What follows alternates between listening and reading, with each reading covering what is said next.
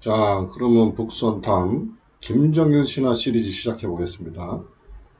저희가 지난번까지 김일성 신화에 대해서 얘기해 봤어요. 북한에서 통용되는 김일성 신화에 대해서. 이 신화라는 게 뭐냐면 전에도 말씀드렸지만 거짓말이에요. 있지도 않은 얘기를 있는 것처럼 꾸며내는 거. 근데 지금부터는 김일성 신화를 한번 들어봅시다. 이 북한 사람들은 대부분 이런 걸 믿고 있는 거예요. 믿을 수밖에 없어요. 다른 대안이 없으니까.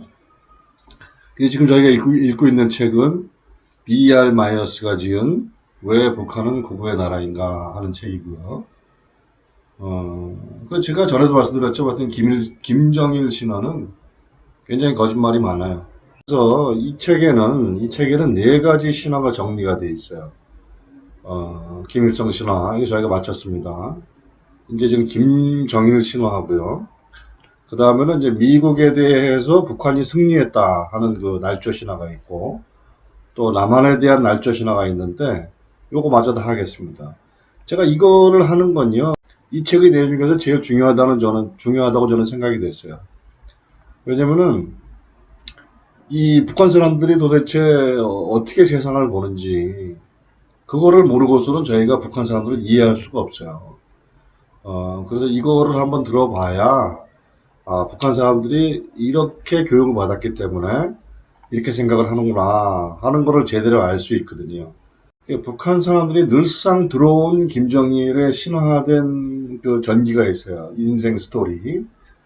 별다른 계기가 없다면, 즉 중국으로 나가거나 하기 전에는 김정일의 진짜 일생, 팩트를 북한 사람들은 알기 힘들어요. 뭐 또 수단이 없으니까요. 뭐 인터넷도 안 되고 방송도 안 하고 무슨 뭐 팟캐스트가 있는 것도 아니고 그렇기 때문에. 그래서 우선 저희가 이제 제가 방금 말씀드렸죠. 이걸 하는 이유는 남한인도 김정일의 신화된 인생을 한 번쯤은 들어봐야 북한 사람들이 왜 저렇게 생각하는지 그 생각하는 방식이 겨우 이해되기 시작해서 그래요. 그리고 이러한 서로 상대방에 대한 이해가 없이는 말이 빙빙 돌아요. 그러니까 북한 사람들하고 저희가 만나서 뭐 일반 개인도 그렇고 뭐 무슨 정치 교섭하는 사람도 그렇고 상대방은 알아야지 이게 대화가 잘 될 수 있어요. 저 사람이 말하는 거는 이런 뜻이구나. 이 자유세계 정상 국가에서 사는 사람은 이런 말을 할 때 이런 의미로 하는 거다. 나는 서로 이해가 돼 있어야지 서로 이해가 쉬워요. 가령 이런 거죠. 그 한국 사람도 특이한 점인데요. 미국 사람들이 굉장히 신기하더라고요. 어떤 거냐면요. 날씨가 이렇게 궂으면은 퇴근하기 전에 과장이 이제 그 밑에 직원한테 얘기한대요. 오늘 날씨가 굵네. 오늘 날씨가 꿀꿀하네. 이러면은 이거를 영어로 번역하면은 미국 사람들은 오늘 날씨가 안 좋다고? 그렇지 날씨가 안 좋네. 자 이제 퇴근 시간 됐으니까 빠이빠이 하고 집에 가는 게 미국 사람식인데 한국 사람은 그 속에 숨은 뜻을 알아야지 대화가 된다는 거예요. 그러니까 이런 거예요. 그러니까 오늘 날씨가 꿀꿀하네 하자는 거는 과장님이 한잔 하자고 얘기하는 거예요. 행간을 서로 알아야지 대화가 잘 되는 거예요. 북한 사람들도 마찬가지라는 거예요. 북한 사람들의 말하는 방식을 저희가 알아야지만이 비로소 서로 이해가 가능하거든요. 말이 백면 돌지 않고. 그래서 하여튼 김정일 신화를 한번 좀 들어봅시다. 이 마이어스의 책에 나오는 그 본문이에요. 좀 길지만 쭉 읽어봅시다.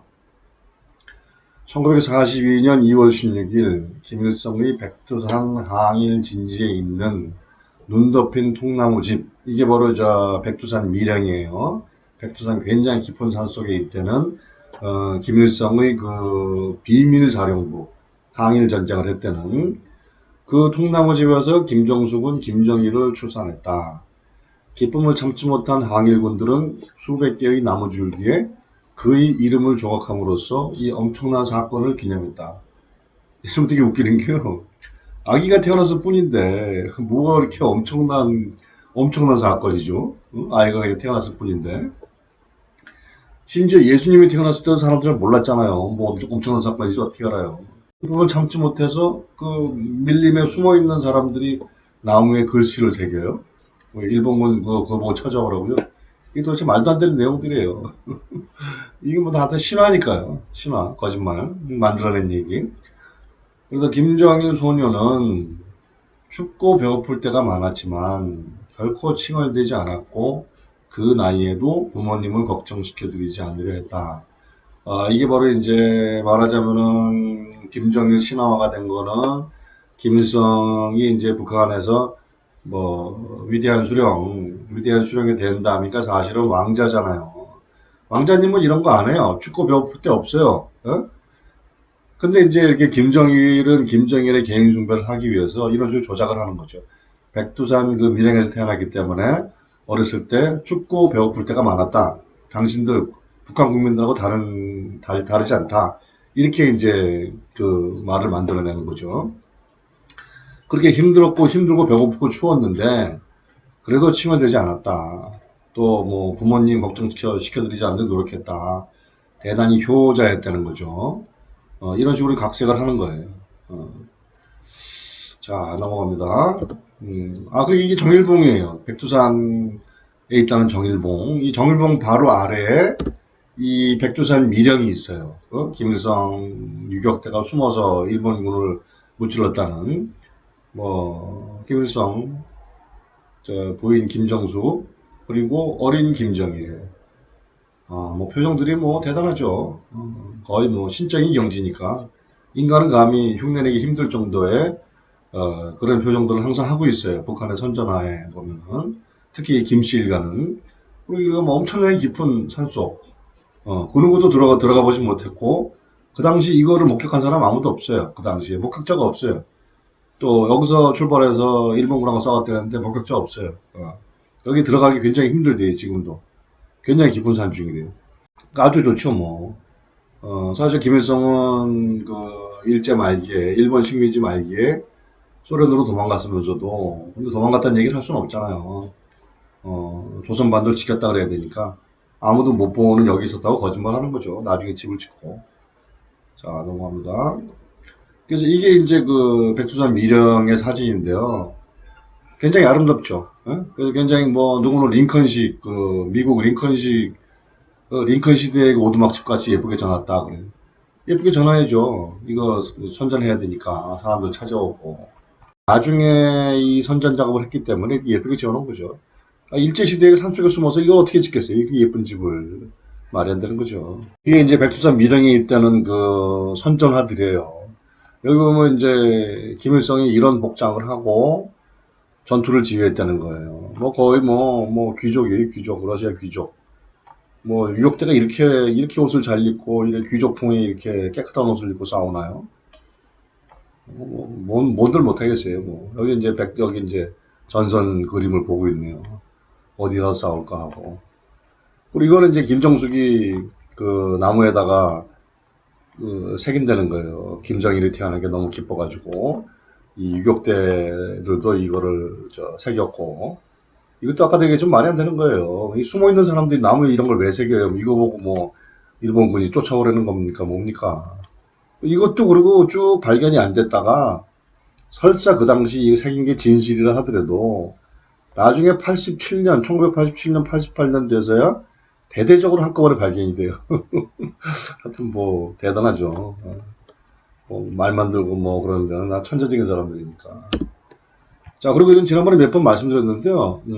이 백두산 미령 옆에 소백수 계곡이라고 있대요. 근데 이 계곡에 독성이 있어가지고 계곡물에 먹으면은 이빨이 빠지고 그런대요. 그러니까 말이 안 되는 거죠. 아니, 산속에다 이렇게, 미령을 짓고 빨치산 투쟁을 하는데, 유격대 투쟁을 하는데, 그 옆을 흐르는 계곡물이 동물이라는 건 말이 안 되거든요. 판내에서 이거를 반발할 사람이 없으니까요. 그냥 막 나가는 거예요, 그냥. 상상력이 날아가는 거죠. 자, 그래서 이제 이게 마이너스 책 본문에 나오는 김정일 인생, 신화된 인생 스토리 계속 나갑니다. 그런데도 슬프게도 김일성이 조국을 해방시키자마자 헌신적인 아내는 수십 년을 희생해온 삶의 피로 때문인지 몸이 쇠약해져 결국 1949년에 세상을 떠난다. 만 7살, 한국 나이 8살 때 김정숙이 죽죠. 그래서 이제 사실 김정일은 인생으로 볼 때 굉장히 불행한 사람이에요. 어렸을 때, 8살 때 어머니가 돌아가시고, 그 다음에 이제 50년 전쟁 나고, 그래서 이제 그 다음에 김일성의 그 후처들이 들어오죠. 그래서 나중에 들어온 후처가 김성애인데, 김성애가 김정일을 그렇게 미워했다고 그러니까. 사실은 뭐 굉장히 불행한 사람이에요. 개인의 그 왕자님 치고는. 그 어머니가 일찍 돌아가시고, 뭐 계모의 서름을 받고 그랬으니까. 그래서 아들은 이 상처를 극복하기도 전에, 어머니가 돌아가신 이 상처를 극복하기도 전에 미제의 침략이 초래한 파괴의 현장을 직접 목격하게 되었다. 1950년 한국전쟁 얘기하는 거죠. 이 경우로 그는 미제국주의를 평생 증오하게 된다. 요게 이제 아주, 요게 빨간 것이 표시한 건요. 대단한 거짓말이라는 차원에서 표시해 놓은 거예요. 이게 뭔 소리냐면요. 이게 이제 김일성에 대한 그 신화된 스토리 중에 하나인데, 김일성이 그 백두산 밀양에 숨어 있다가 1945년 8월 9일 일본군에 대한 전면적인 공격을 직접 명령했고, 그리고 6일 동안 일본군하고 싸워서 일본군의 항복을 받고 조선반도 전체를 해방시켰다는 그런 신화를 북한에서는 교육시킨대요. 이게 그 얘기예요. 김일성이 조국을 해방시키자마자 1945년에 그 일본군을 김일성 군대가 무찌르자마자 그 4년 뒤에 김정숙은 독립운동, 한일투쟁 때문에 너무 몸이 쇠약해져서 숨졌다는 얘기예요. 이건 뭐 큰 거짓말이죠. 일본군이 항복한 거는 원자폭탄 맞아서 미국이 항복한 거지. 김일성군이 항복한 적이 없거든요. 자, 계속 나갑니다. 그래서 이게 이제 그 북한의 선전하예요. 이게 김정숙이고, 김정숙은 명사수였다고 그래요. 그리고 김일성이고, 김일성을 지키는 미남, 선량하고 뭐 하여튼 지고지순한 남자예요. 북한에서는. 순진하면서도 엄청난 전쟁 전략 지휘자인 김일성을 지키는 김정숙을 표시한 거죠. 이 그림 보면 참 웃기는 게요. 이렇게 막 몸들을 숨기가 있잖아요. 아래 것들은. 아래 것들은 몸을 숨기는데 이분은 전혀 안 숨겨요. 뭐 신이니까 숨길 필요가 없죠. 근데 왜 또 신을 지키느라고 또 이 와이프는 이렇게 또 몸을 이렇게 보호하면서, 이건 마치 그 남자랑 여자랑 그 애인이 차 타고 갈 때 갑자기 급정거하거나 그럴 때 그 남자 운전자가 이렇게 여자 보호하려고 뻗는 그 손과 같은 내용이죠. 그래서 지키고 있다. 이렇게 뭐 이런 식으로 일본군과 싸워서 6일 만에 일본군의 항복을 받아냈다는 게 북한의 그 김일성 신화의 내용입니다. 내용 중에 하나예요. 이것도 뭐 그 당시를 이제 그린 상상화죠. 당연히 상상하죠. 이런 현실이 있을 수가 없으니까. 김일성이 백마를 타고 싸웠다, 일본군하고. 말도 안 되는 소리죠. 결코 특별 대우를 원치 않았던 김정일은 평양 재건설에 직접 참여했고, 평양 재건설이라는 거는 이제 6.25 때, 한국전쟁 때 엄청난 폭격을 해서 그냥 평양이라는 그 도시가 그냥 아무것도 없는 평평한 운동장 같이 됐다는 거 아니에요. 그 평양 재건설 사업에 직접 참여했고, 왕자님인데도 불구하고, 이후 1960년에 김일성 대학에 입학해 동료 학생들을 모아 주체사상연구단체를 만들었다. 21세에는 당 중앙위원회에서 일했고, 수십 년 동안 위대한 수령의 정책을 이행하는데 중추 역할을 했으며, 예술의 주체화에 대한 뛰어난 논문들을 출판했다. 이렇게 차등을 두는 거죠. 김일성이 최고고, 그 다음에 김정일은 그거를 실행한 사람이고, 뭐 그런 얘기예요. 뭐 예술의 주체화, 거의 영화 감독이라고 그러죠. 김정일 영화 감독이었다고.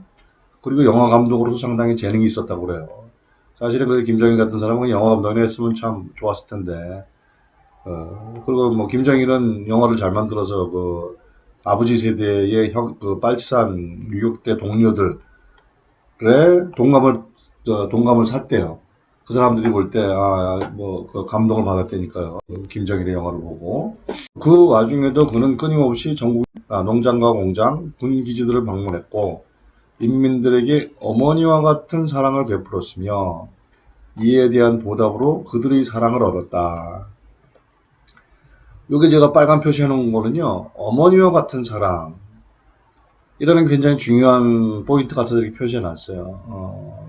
뭐냐면요, 김일성이든 김정일이든 남자인데, 항상 어머니로 표현될 때가 많아요. 어머니와 같은 사랑이라고.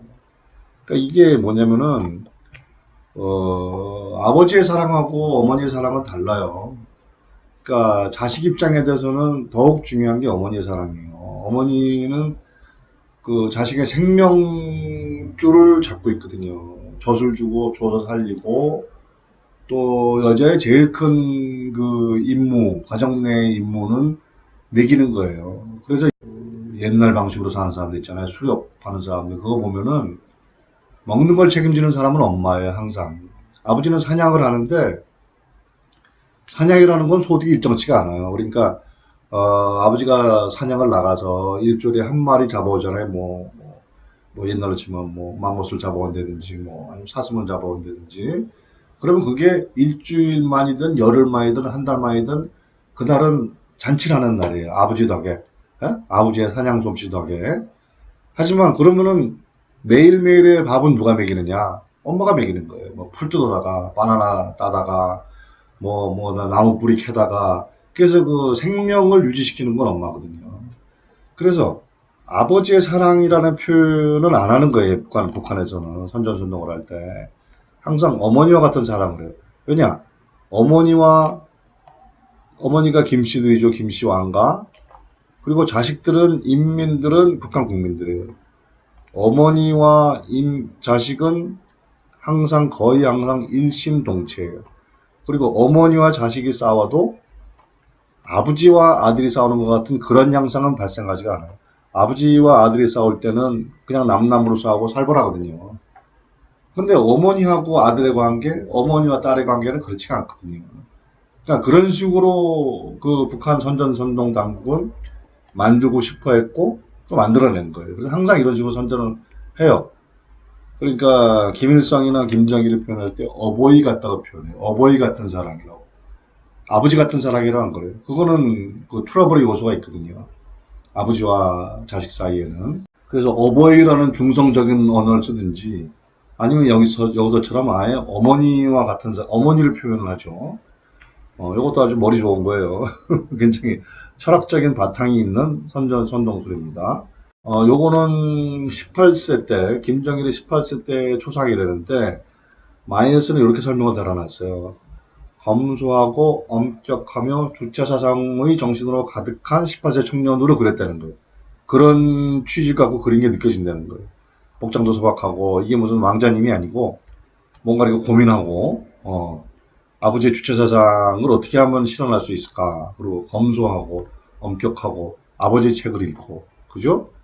그래서 이게 2대니까 북한 주민들이 아마도 저 왕자님은 호의호식하며 편하게 성장했을 거야 라는 그런 가정을 못하도록 하기 위해서 많은 선전 이미지, 선전 그림들을 그렸는데 그 중에 하나라는 거죠.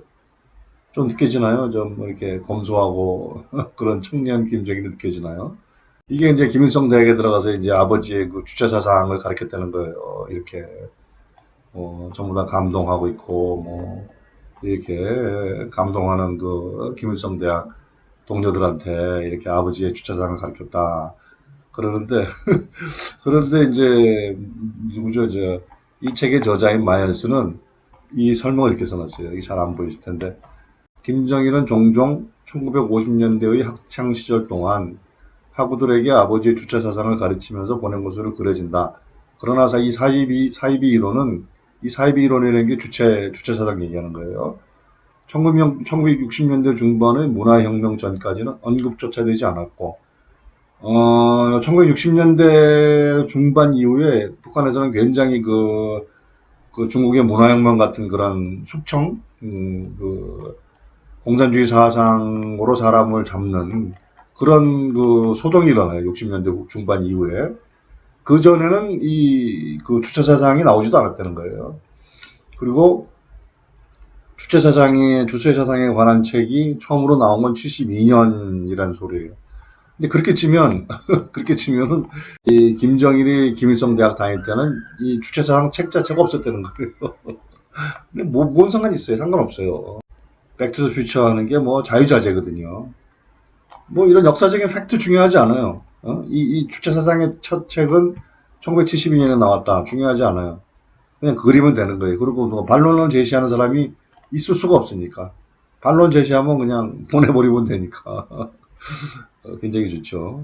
영국 소설이 있죠. 왜 누구의 그 조지 오웰의 브레이브 뉴 월드, 거기도 보면은 이제 그 공산당을 비판한 내용도 있는데, 거기 보면은 항상 역사를 새로 쓰는 부서가 있어요.